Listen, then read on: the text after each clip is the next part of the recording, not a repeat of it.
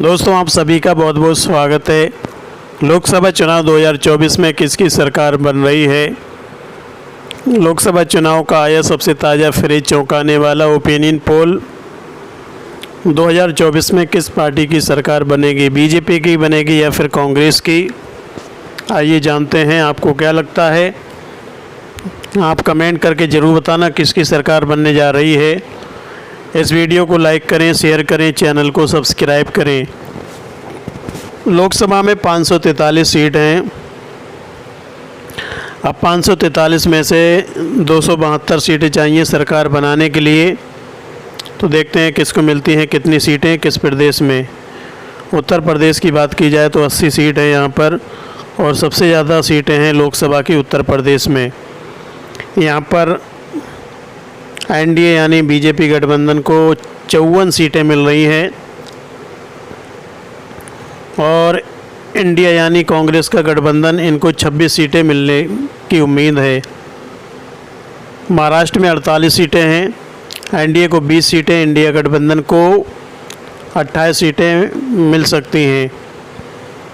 पश्चिम बंगाल में 42 सीटें हैं, एनडीए 12 सीटें ले रही है, इंडिया गठबंधन को 30 सीटें मिल सकती हैं।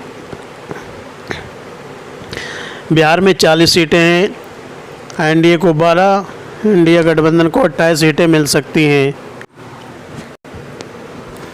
तमिलनाडु में 39 सीटें हैं, 12 सीटें एनडीए के खाते में जा रही हैं, इंडिया गठबंधन को 27 सीटें मिल रही हैं। मध्य प्रदेश में 29 सीटें हैं, 15 एनडीए के खाते में जा रही हैं, 14 इंडिया गठबंधन को मिल सकती हैं। कर्नाटक में 28 सीटें हैं, 11 एनडीए ले सकती है, वहीं 17 सीटें इंडिया गठबंधन को मिल रही हैं। गुजरात में 26 सीटें हैं, 20 सीटें एनडीए को मिल रही हैं, 6 सीटें इंडिया गठबंधन ले सकती है। आंध्र प्रदेश में 25 सीटें हैं, जिसमें 2 एनडीए के खाते में जा रही हैं, 8 इंडिया गठबंधन को मिल रही हैं, 15 अन्य के खाते में जा रही हैं। ये जो अन्य है ये आंध्र प्रदेश की क्षेत्रीय पार्टी हैं। राजस्थान में 25 सीटें हैं, 12 एनडीए को मिल रही हैं, 13 इंडिया गठबंधन ले रही है। उड़ीसा में 21 सीटें हैं, 2 एनडीए के खाते में जा रही हैं, और 2 इंडिया गठबंधन, 17 अन्य के खाते में जा रही हैं। केरल में 20 सीटें हैं, और यहाँ पर एनडीए 00 है, 15 इंडिया गठबंधन ले रही है, वहीं अन्य के खाते में 5 सीटें जा रही हैं। तेलंगाना में 17 सीटें हैं, 5 एनडीए को मिल रही हैं, 12 इंडिया गठबंधन के खाते में जा रही हैं। असम में 14 सीटें हैं, 12 एनडीए को, 2 इंडिया गठबंधन को मिल रही हैं। झारखंड में 14 सीटें हैं, 6 एनडीए को, 8 इंडिया गठबंधन को मिल रही हैं।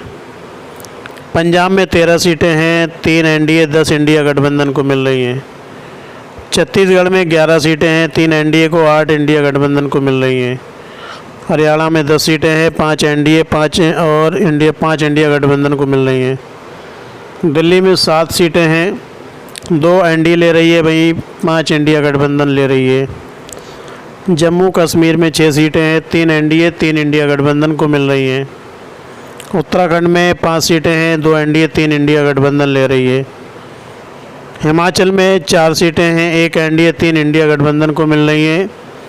मणिपुर में 2 सीटें हैं, दोनों इंडिया गठबंधन के खाते में जा रही हैं।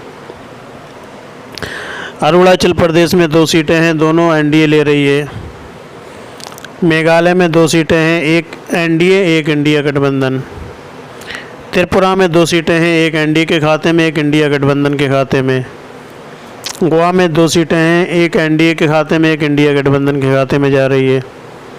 मिजोरम में 1 सीट है जो कि एनडीए ले रही है। नागालैंड में 1 सीट है जो इंडिया गठबंधन ले रही है।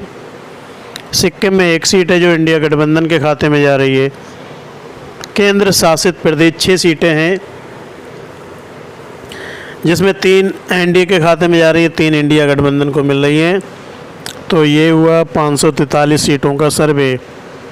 अब 543 में से 220 एनडीए को मिल रही हैं, 283 इंडिया गठबंधन को, 38 सीटें अन्य के खाते में जा रही हैं। तो इस सर्वे के हिसाब से केंद्र में इंडिया गठबंधन की सरकार बनती दिख रही है। आपको क्या लगता है, आप कमेंट करके ज़रूर बताइए।